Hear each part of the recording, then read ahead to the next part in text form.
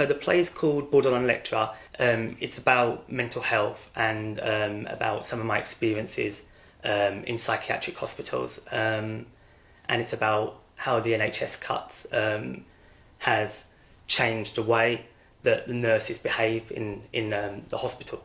It started from this story that I read in the news, and somebody jumped in front of a train, and I remember people around me, they were saying, oh, how selfish this person is.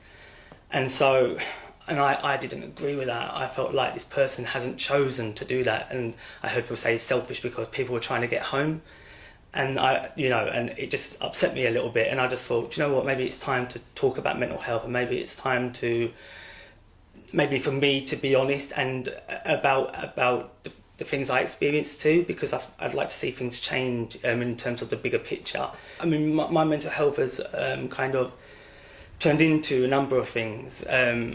My dad always makes a joke and says that I've got the alphabet, because I was like diagnosed with ADHD, then I got diagnosed a few years later with a borderline personality disorder, and then it was bipolar.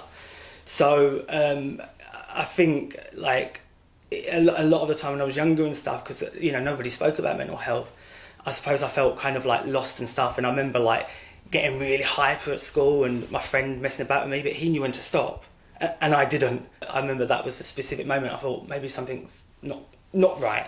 I hope that it gets people talking about mental health and and saying like, well, actually I've been through this too, or I know somebody, and just to get people talking about mental health more and not feeling like it's a taboo subject. So I think, to get people thinking, talking, and also the play, I've written it and made it and created it like an experience of mental health, so that you actually feel like you're going through mental health. So people that haven't experienced mental health will feel like when they're watching the play that they understand a little bit what mental health might feel like just by experiencing the play.